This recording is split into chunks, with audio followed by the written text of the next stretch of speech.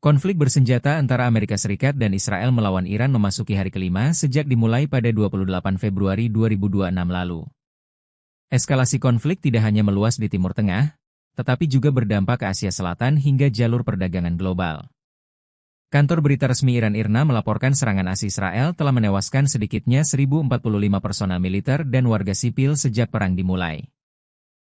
Berbicara soal Israel, maka negara ini tidak bisa dilepaskan dari Alkitab karena merupakan bagian dari firman Tuhan.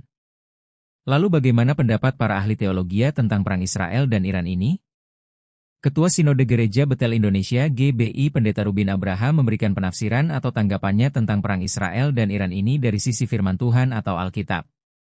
Berikut ini penjelasan Ketua Sinode GBI Pendeta Rubin Abraham.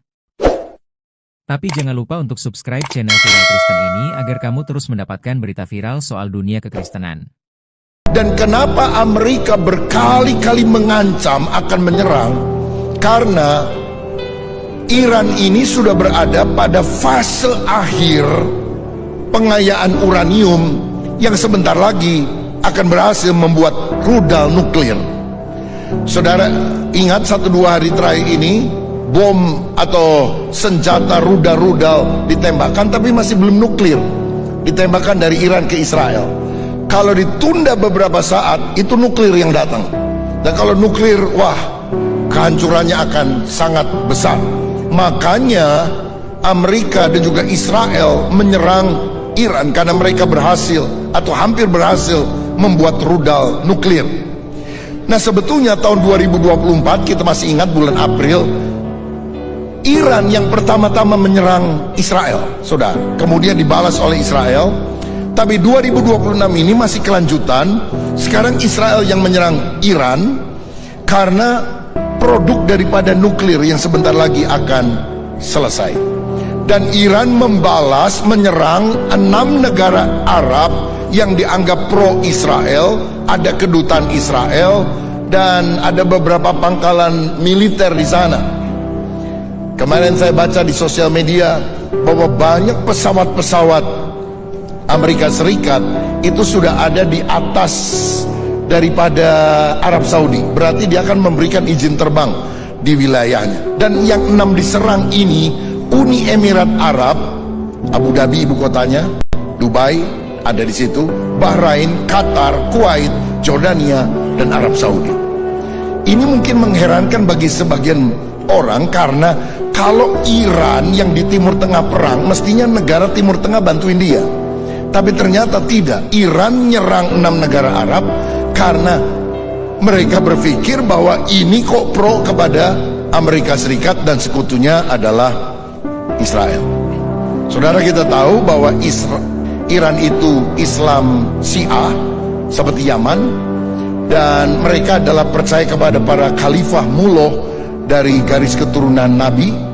Sedangkan negara-negara yang lain termasuk Indonesia, Islamnya itu Sunni, yang pemimpin agama belum tentu menjadi pemimpin politik. Kalau di negara-negara Arab itu kan ada kerajaan-kerajaan. Jadi memang berbeda soal sistem pemerintahan menurut agama atau tidak.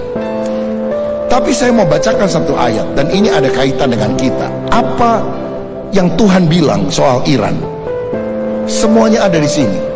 Alkitab itu buku yang sangat lengkap dan mendahului zaman.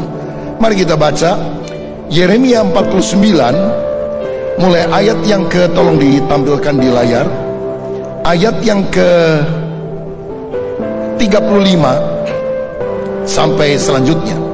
Yeremia 49 ayat 35. Beginilah firman Tuhan semesta alam, sesungguhnya aku mematahkan busur Elam, yakni inti kekuatannya. Tahan dulu.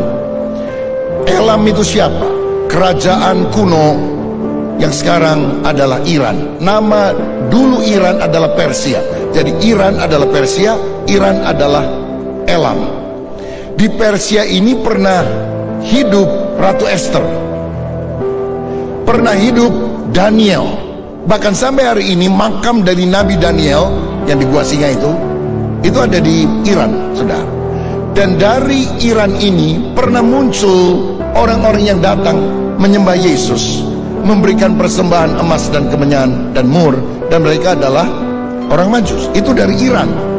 Dan Alkitab bilang, aku akan mematahkan busur Elam, yakni inti kekuatannya. Jadi apa inti kekuatan Iran? Busur. Kalau zaman dulu nggak ada istilah untuk rudal, saudara. Tapi ini bahasa kuno untuk rudal, nuklir, dan sebagainya. Aku akan patahkan. Berarti akan ada kekalahan pertempuran bagi Iran. 36. Aku akan mendatangkan atas Elam atau Iran keempat angin dan keempat penjuru langit, dan akan menyerahkan mereka ke segala mata angin ini, sehingga tidak ada bangsa yang tidak kedatangan orang-orang yang berserakan dari Elam. Artinya orang-orang Persia, Iran akan tersebar ke seluruh dunia karena masalah peperangan. Ini bukan hanya terjadi sekarang, tapi sudah terjadi sejak beberapa tahun yang lampau. Ayat yang ke-37, aku akan membuat Elam terkejut di depan para musuhnya dan di depan orang-orang yang berusaha mencabut nyawanya. Aku akan mendatangkan atasnya malapetaka, yaitu murkaku yang menyala-nyala. Demikianlah firman Tuhan, aku akan mendatangkan pedang mengejar mereka sampai mereka kuhabiskan. Jadi peperangan akan terjadi di Iran. Ayat 38, aku akan menaruh tahtaku di Elam, dan aku akan membinasakan dari sana raja dan pemuka-pemuka. Demikianlah firman Tuhan. Artinya apa? Akan terjadi penggantian rezim. Rajanya akan binasa.